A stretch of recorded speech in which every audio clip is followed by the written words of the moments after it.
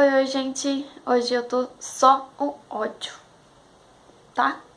Eu fiz o vídeo inteirinho e não foi salvo pela porcaria da minha câmera. Então, peço perdão. Tô com ódio. Enfim, vamos lá. Oi, gente. Tudo bem? Hoje nós vamos falar sobre O Duque e Eu, que é o primeiro livro da série The Bridgertons, escrito pela autora Julia Quinn. Ela já escreveu outros livros, outros best-sellers, que alguns personagens de The Bridgertons aparecem, vamos dizer assim, fazem parte, vamos dizer, até pelo nome, às vezes eles não aparecem, mas estamos aqui para falar só primeiramente sobre O Duque e Eu. Antes disso, eu acho que é necessário comentar que The Bridgertons são 8 livros, com um a mais escrito pela Julia Quinn, que é como se fosse um epílogo de como eles viveram depois de alguns anos, como eles estão passando a vida depois de alguns anos, e também que conta a história da matriarca e do patriarca, como eles se conheceram, que é a Violet e o Edmundo Bridgertons. Dito isso, eu acho que a gente tem que começar agora pela parte chata de um vídeo, não é mesmo? Curte, compartilha, comenta aqui embaixo o que vocês estão achando, se tá ficando legal os vídeos, muito demorado, o que vocês quiserem, eu vou responder. E se inscreve no canal, não é mesmo? Então vamos lá, tá? Primeiro de tudo, os 8 filhos. The Bridgertons são 8 livros, 8 filhos da Violet e do Edmundo Bridgertons. Todos eles categorizados por ordem alfabética, e eles são uma característica que é importante mencionar, todos são muito parecidos. Tem os cabelos castanhos do pai, a Francesca, se eu não me engano, tem os olhos mais claros, igual o da mãe. Deixa eu ver o que mais eu posso falar. A estrutura óssea deles é bem parecida, então todo mundo sabe, quando vê um Bridgertons, que aquele é um Bridgertons. Entendeu? Tá, então eu tô aqui com a minha colinha.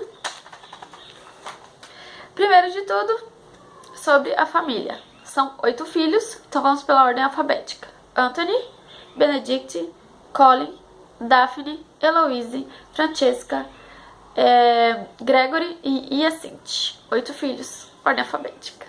Ok, falado o nome deles e tudo. Antes de começar a contar sobre o casal de qual se fala a série, eu tenho que mencionar que tem uma autora fictícia dentro do livro. O nome dela é Lady Whistledown. Eu não sei se tá certa a pronúncia. Vamos descobrir na série, porque sim, a Netflix vai fazer a série. Maravilhosa, Netflix, muito obrigada. Infelizmente eu não gostei muito do elenco, eu já vou deixar bem avisado aqui, eu não gostei muito bem do elenco. Mas, casos à parte, não é mesmo? Vamos ver como que vai ficar e eu vou dar uma chance. Vamos dar uma chance, apesar de tudo.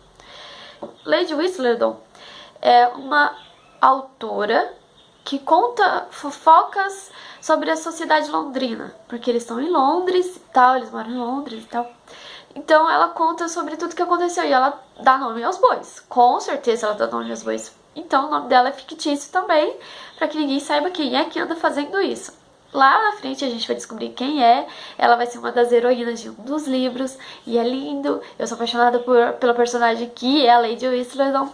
E, cara, amor eterno por você, meu amor. Tá.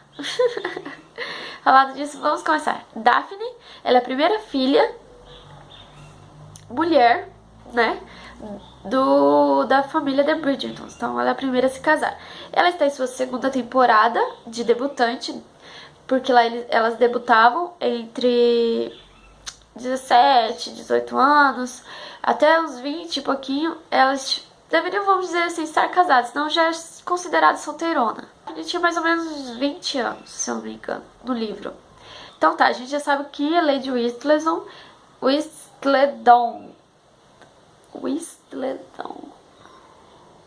Lady Whistledown,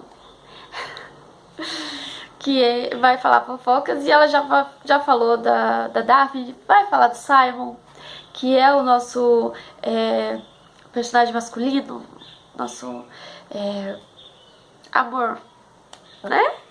nosso amorzinho. Eu não sou muito fã do Simon no primeiro livro. No segundo livro, mais pra frente, você vê ele em alguns episódios, em algumas cenas. Por exemplo, igual o segundo livro, O Visconde que Me Amava, que é a história do Anthony, ele aparece, só que ele aparece mais de boa, vamos dizer assim. Então eu gostei bastante dele após todo esse problema, esse rolo que acontece. De início, começa com um epílogo sobre a história da criação do Simon, porque é importante saber, porque faz parte da história dele e das escolhas que ele teve ao longo da vida, o que aconteceu na infância. Acontece que a mãe dele foi muito difícil engravidar, e quando engravidava ela perdia. Então, quando ela teve o Simon, foi muito importante para eles tudo isso, e o pai ficou super feliz em saber que ele tinha um herdeiro, afinal, para herdar o ducado, que é o fato dele ser um conde. Então ela morreu, então ele fica com uma tutora, enquanto o pai vai morar na cidade. Aí o pai volta e ele ainda não fala, ele já tem 2 anos, ele não fala. Com 4, ele meio que também não fala, até que ele briga com o filho, e aí o Simon fala não, e vai pra falar e ele gagueja. Então Simon, ele gagueja. Então ao longo dos anos, ele vem treinando o fato de não gaguejar, e ele é super... O pai dele super nega ele. Então ele se transforma em um melhor e tá nem aí pro pai dele. Simplesmente some, porque ele não aguenta viver perto do pai dele. Ele só volta pra Inglaterra depois que o pai dele morre. E ele herda o ducado de Hastings. Então ele vira o conde de Hastings. E Duque. Conde, ó, bicha burra. Esquece.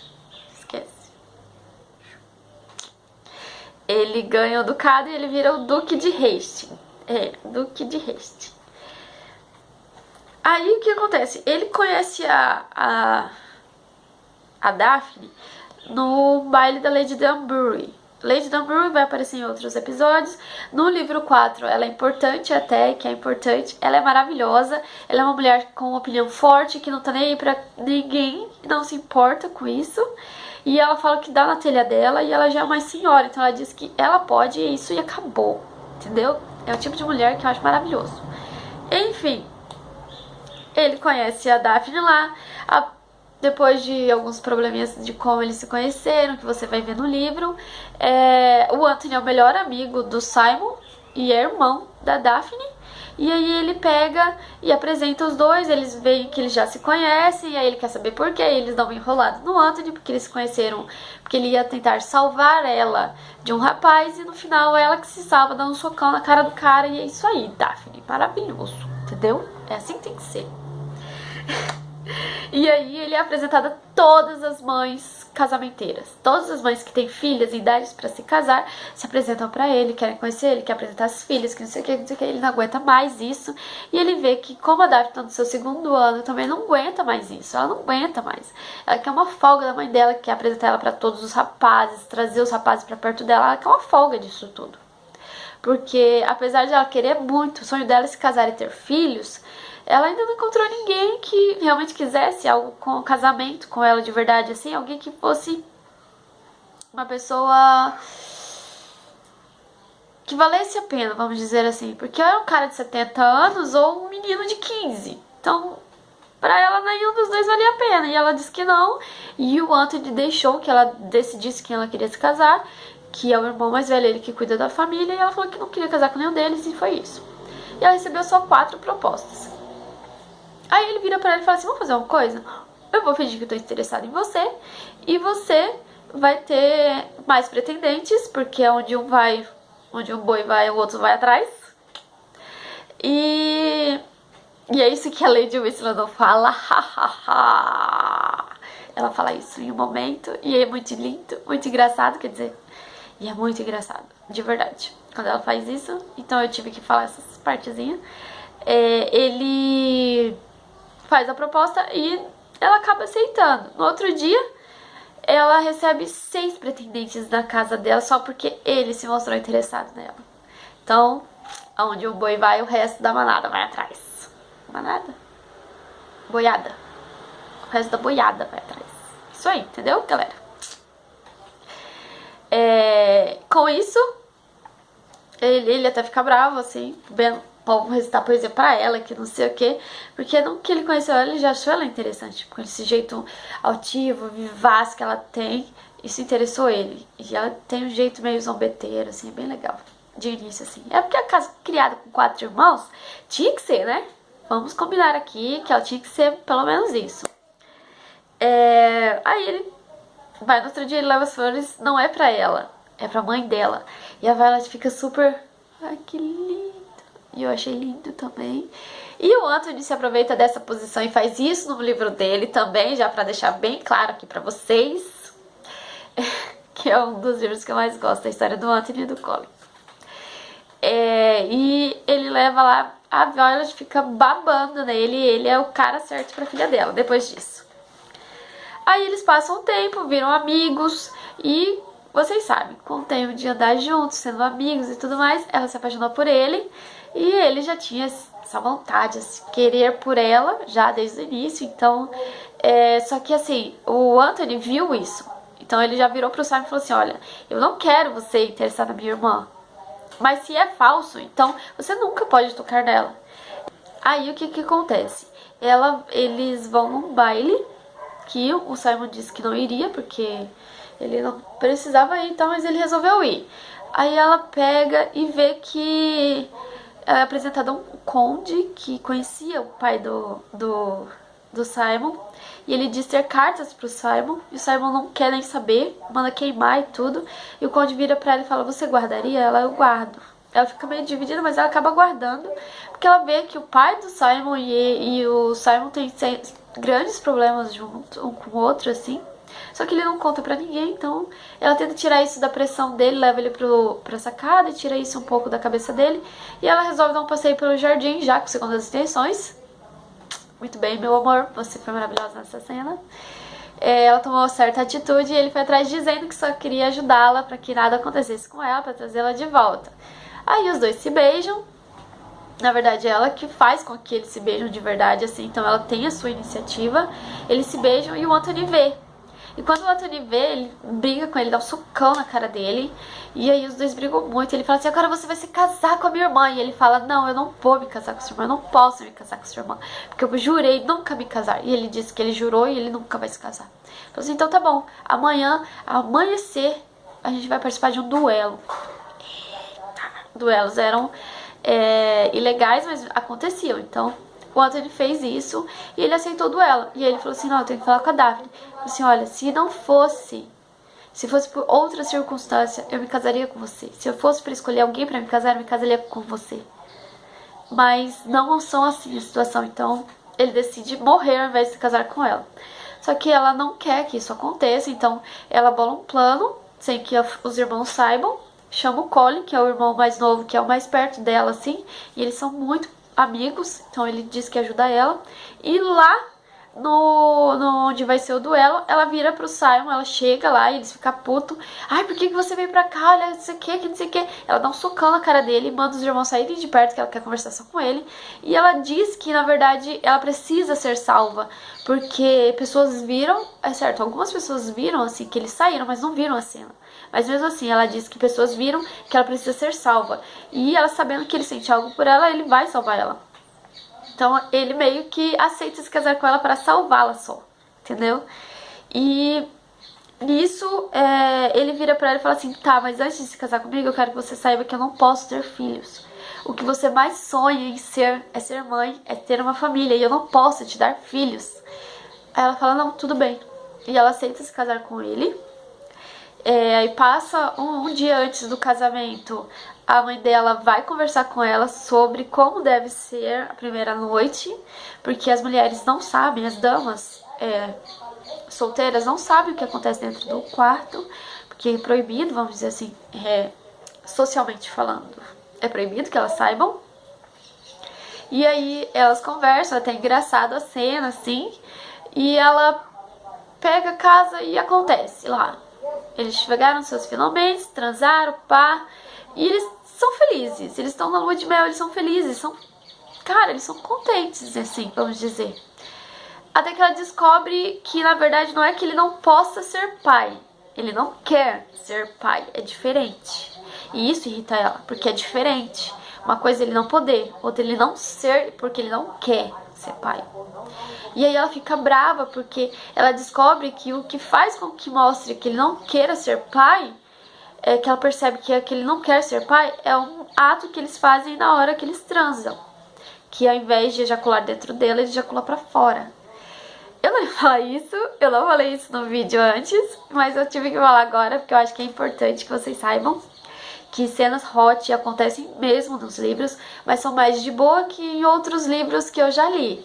Tipo, Romance e Série Sabrina, sabe? É bem mais tranquilo. Então, assim, ela descobre e aí ela briga com ele e faz ele falar o porquê. E ele fala o motivo, que é com relação ao pai dele, e ela não aceita, e ela força ele, e aí ele ejacula nela. E aí ela vai embora, que eles brigam feio, ela volta pra cidade, e só manda um recado pra ele que ela tava grávida, e aí ele tem uma epifania lá. Eu não sei bem quem é que conversa com ele, mas ele tem uma epifania de que ele tá deixando o pai dele meio que vencer se ele não for feliz com ela.